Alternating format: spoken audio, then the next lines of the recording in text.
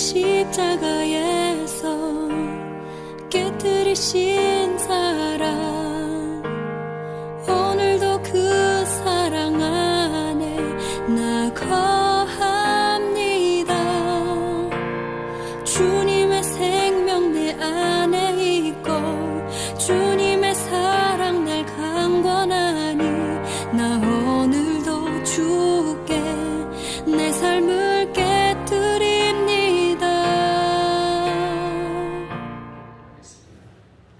십계명 제9계명과 10번째 계명은 거짓 증거하지 말라라는 9번째 계명과 10번째 계명 내 이웃을 탐내지 말라라고 하는 계명으로 십계명이 마치게 됩니다.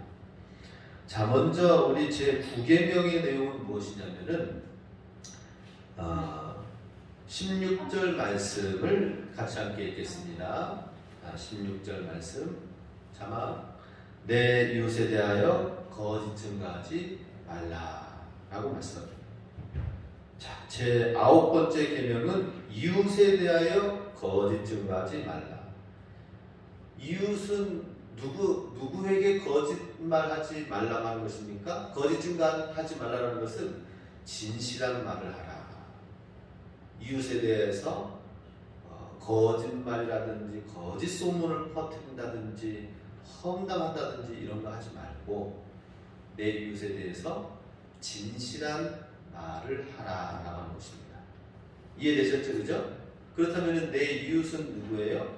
우리 옆집에 사는 또 우리 마을에 사는 분들이 될 수도 있겠고, 또 여기서 이웃은 가장 가까운 사이, 식탁을 같이 할 정도로 가까운 사람들, 가족, 친구, 정말 가까이 있는 사람들한테. 그런데 사실 우리가 살면서 내 이웃에게 거짓 증거하지 말라. 거리가 멀리 있고 상관없이 그냥 산다면은 이런 일도 없겠죠. 그렇지만 가까이 있으면서 서로 부딪히고 같이 맞대어서 살고 그러면서 같이 함께하는 사람들 가운데에 거짓 증거, 험담, 진실하지 못한 모든 말들을 하게 된다라고 하는 것입니다. 그것은 우리 교회 성도들 간에도 그럴 수가 있다는 것이죠. 가족들 가운데도 그럴 수가 있고 가까운 친구 사이 가운데서도 이런 모습이 있을 수 있다는 것입니다. 정확한 진실한 말을 가지고 진실한 마음으로 돼야 되는데 진실한 마음이 아니라 내 마음 가운데에 위증, 이웃을 치는 목적으로 얘기를 하고 내 이익을 갖기 위해서 내 이기적인 목적을 달성하기 위해서 이웃에게 거짓말한다든지 이웃에게 손해가 가게 한다든지 이러한 일들을 제9계명에서는 하지 말라라고 하는 것입니다. 오늘 우리가 살고 있는 이 시대는 불신의 시대입니다. 누구 하나 믿을 만한 사람이 지금 없어요. 누구를 진실하게 믿어야 될까? 없습니다. 그런데 주님이 말씀하시는 건 뭐예요? 진실한 사람이 되라. 그리고 믿을 수 있는 사람이 되라. 우리 하나님을 주여 믿습니다라고 하잖아요. 그죠? 믿긴 믿되 믿습니다라고까지 하잖아요. 그런데 우리가 하나님을 믿는다고 하면서 하나님이 아니라 다른 사람이 옆에 있는 사람이 볼 때에 믿지 못하는 그런 관계와 상황이 된다면 어떻게 되겠습니까? 진실한. 우리 어떻게 해야 돼요? 불신의 시대에 믿지 못할 이런 얘기가 있죠? 할아버지와 손자가 목욕탕에 갔대요. 요즘 코로나 때문에 목욕탕에 못 가지만 옛날 얘기예요. 그런데 이제 할아버지와 함께 이제 탕에 들어가는데 잘 아시는 얘기 있죠, 그죠? 예. 할아버지께서 먼저 탕에 들어가면서 물에 뜨거운 물에 쫙 들어가니까 뭐라고 했어요? 아, 시원하다 하면서 탁 들어가요. 그랬더니 이제 어린 손자가 정말 시원한가? 그래가지고 딱 들어갔더니 시원해요. 어때요? 아 뜨거워! 하면서 믿을 놈 하나도 없네? 그랬다는 얘기가 있다는 거예요. 예. 자, 정말 믿을 사람이 없는 이 시대에 우리는 어떻게 살아야 돼요? 다 의심하면서 살아야 됩니까? 먼저는 이렇게 불신의 시대에 진실한 사람이 되라 라고 나서 다른 저기 멀리 있는 사람이 아니라 주님을 믿는 저와 여러분이 정말 진실한 사람이 돼요. 저 사람이 얘기하는 것은 내가 믿을만해. 저 사람은 정말 믿을만해. 신뢰할만해. 라고 할 수 있을 정도의 생각이 되어져요. 진실한 사람이 돼야, 그래야 다른 사람들이, 믿지 않는 사람들이 와가지고 의지하잖아요. 믿고 따르잖아요. 또 그 사람과 함께 하려고 하잖아요. 근데 믿을 만한 구석이 없으면 어떻게 됩니까? 믿지 않는 사람이 찾아올까요? 믿으라고 해도 안 믿겨지는 거예요. 안 믿는 겁니다. 먼저는 주님을 믿으라라고 얘기하기 이전에 어떻게 해야 돼요? 내가 진실한 말을 해야 되고 진실한 사람이 되는 게 중요하다라고 하는 것입니다. 그래서 우리 삶 속에 거짓된 모습, 진실하지 못한 모습들은 다 내어 던져버릴 수 있길 바랍니다. 안식일이 되면은 유대인들은 오늘날에도 지금 그렇대요.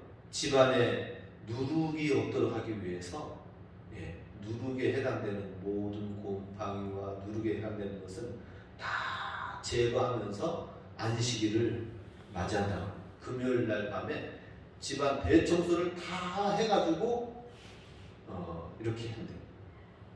우리는 그렇게 하지 않잖아요, 그죠?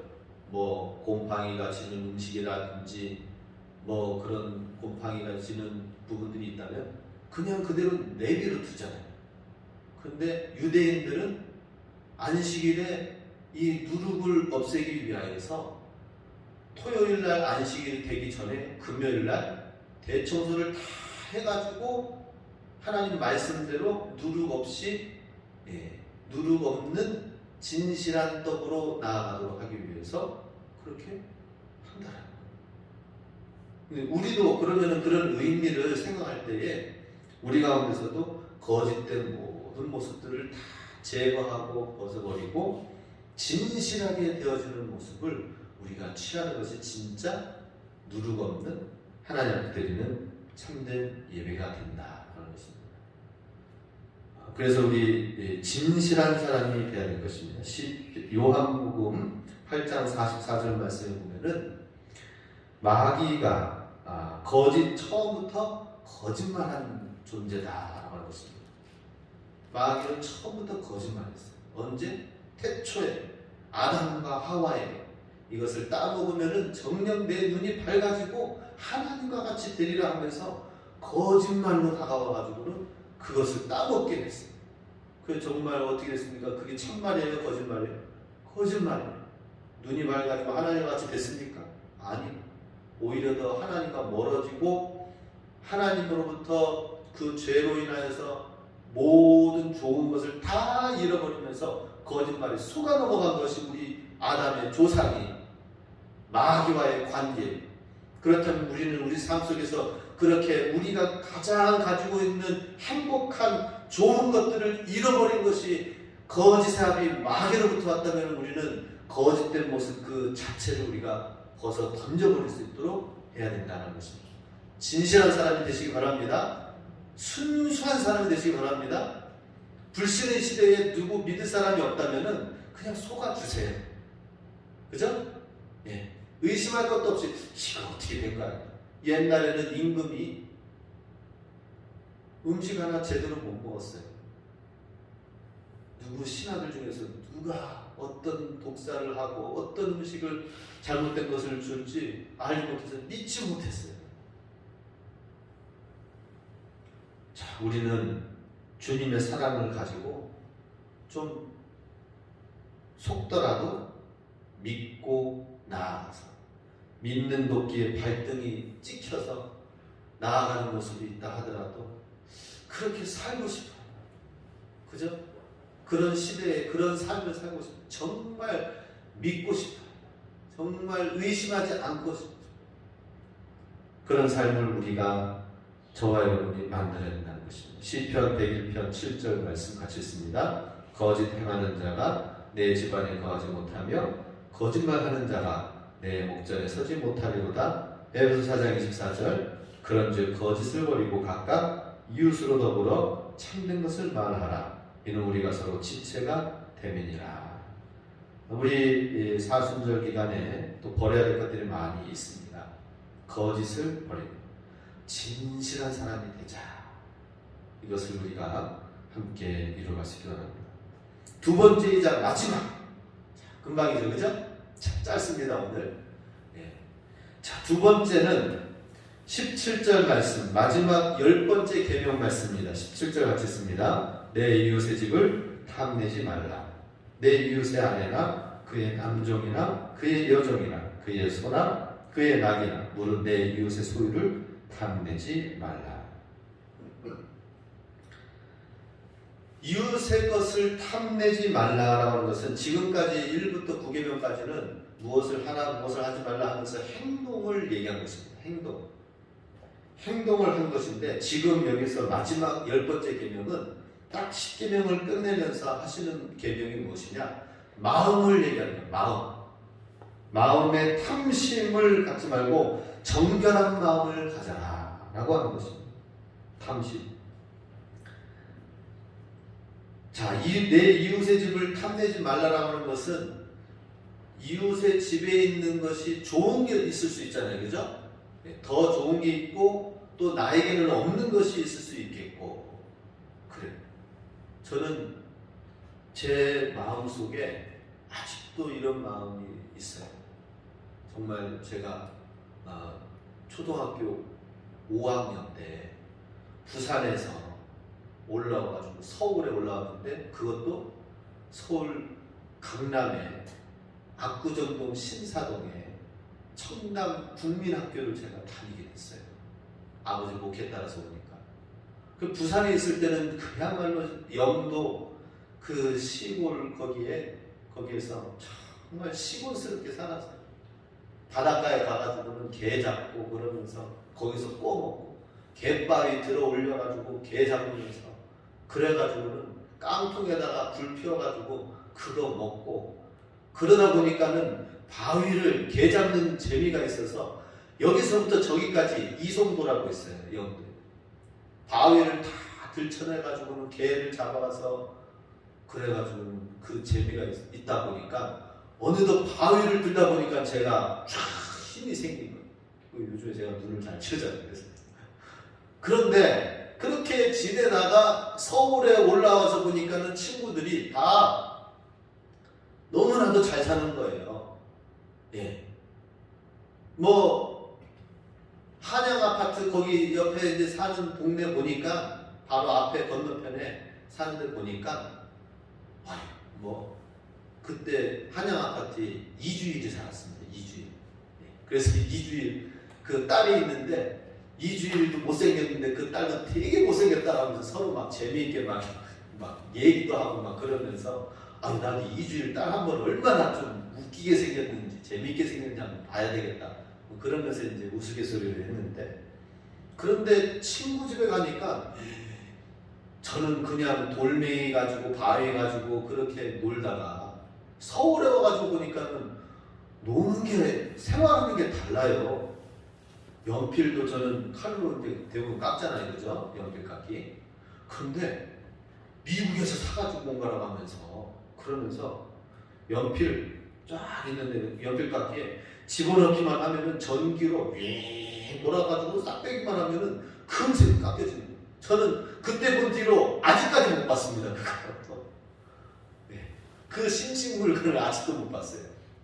그 정도로 발달되어 있는 것을 옛날에 보니까 이야.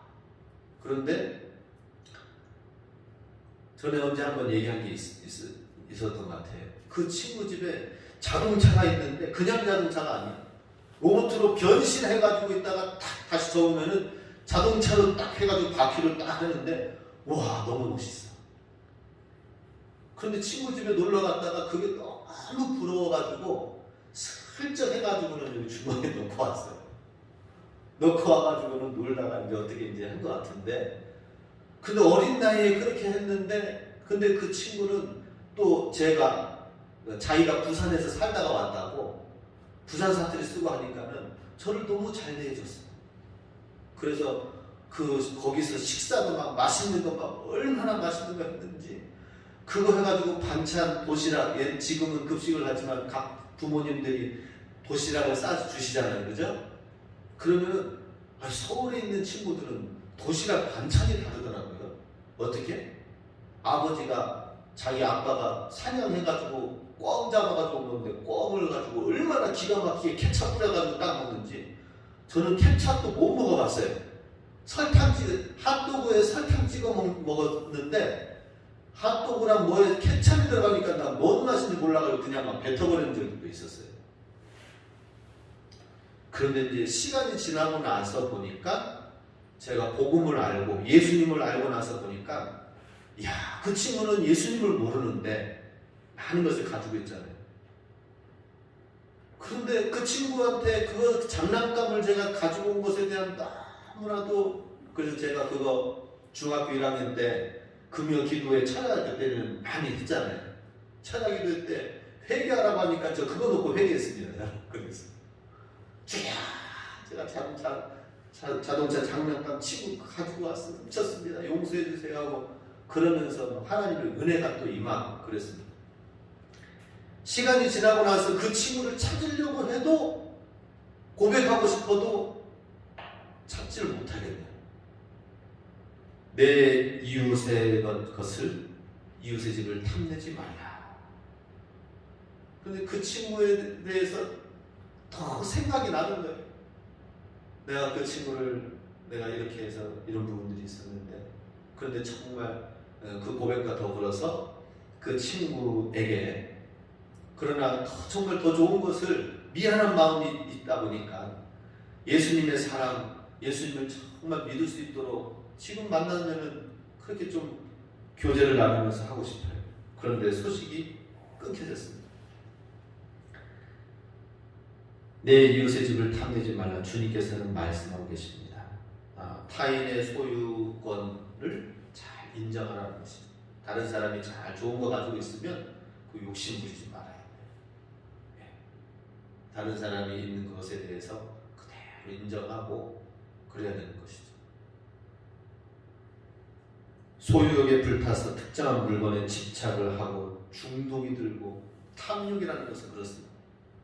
오늘날 결국에는 다른 사람의 것을, 다른 사람이 이웃의 집에 있는 것을 취하거나 이렇게 뺏거나 탐내거나 하지는 않지만, 이것은 또 어떤 걸 말하느냐면은 우리가 가지고자 하는 모든 좋아하는 수집, 집착, 중독, 이런 것들입니다.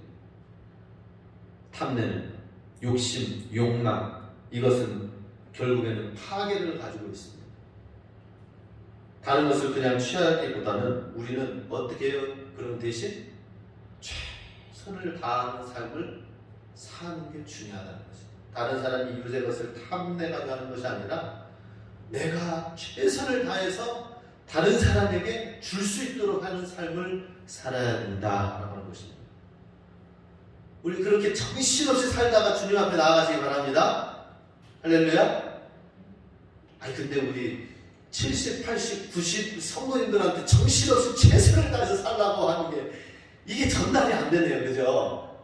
30, 40, 50, 60대까지 정도 되는 우리 성도님들한테 정신없이 최선을 다하다가 그렇게 했다가 하나님 앞에 나가시기 바랍니다 하면 아멘 하면서 나올 텐데, 우리 70, 80, 90 어르신들 성도님들한테 뼈 빠지게 최선을 다해서 날마다 하루하루 최선을 다해서 다른 사람을 섬기다가 그렇게 하다가 주님 앞에 갑시다라고 했더니 아멘이 안 나올 만도 하네요. 그렇죠? 저의 욕심입니다. 저의 욕심. 설교 끝 하고 싶은데 어떻게 맺어야 되나요? 자, 아무튼 그러한 그런 마음을 가지고, 마음이에요. 지금 여기서 말하는 건 마음을 말합니다. 정말 이전에는 예수 믿기 전에는 탐내는 마음, 탐심을 가지고 살았다면 이제는 주고자 하는 마음, 베풀고자 하는 마음, 사랑의 마음. 그래서 우리 마음이 정말 바다가 돼야 돼요. 바다. 탐심의 반대, 바다의 마음입니다. 저부터 시작해서 정말 그런 마음을 가지고 우리 성도님들 바다가 되시기 바랍니다.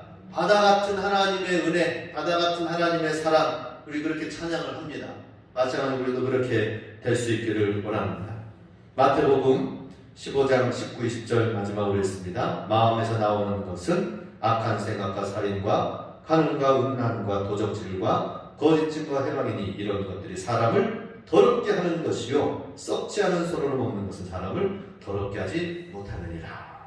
자, 사람을 더럽게 하는 것들이 있는데 우리는 마음을 넓혀야 되겠죠. 예. 누가복음 12장 15절 같이 있습니다. 저희에게 이르시되 삼가 모든 탐심을 물리치라. 사람의 생명이 그 소유에 넉넉한 데 있지 아니하니라. 소유를 많이 가지고 있다고 해서 거기에 생명이 넉넉한 것에 있지 않다는 것이죠.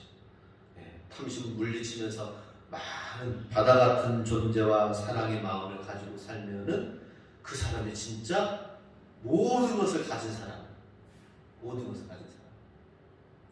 우리 모두가 다 바다 같은 주 아버지 하나님의 사랑을 가지고 사실 수 있길 바랍니다. 우리 함께 이 시간 기도하겠습니다. 하나님, 주님을 닮게 하여 주시옵소서.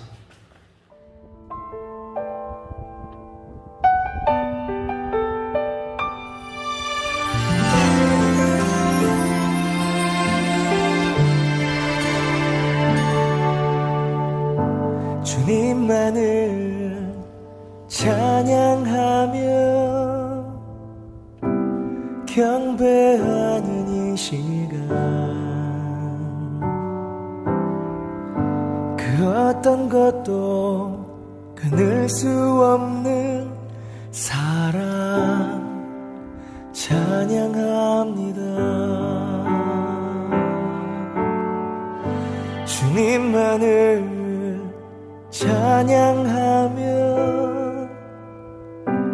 경배하는 이 시간,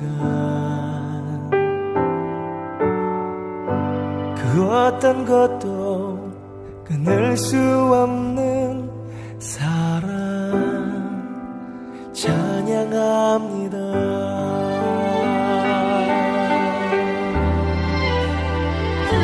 주의 사랑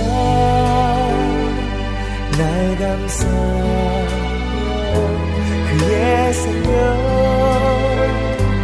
나를 살리셨네. 어떤 어려움 속에도 주만 나를 여전히 사랑하신다 하네.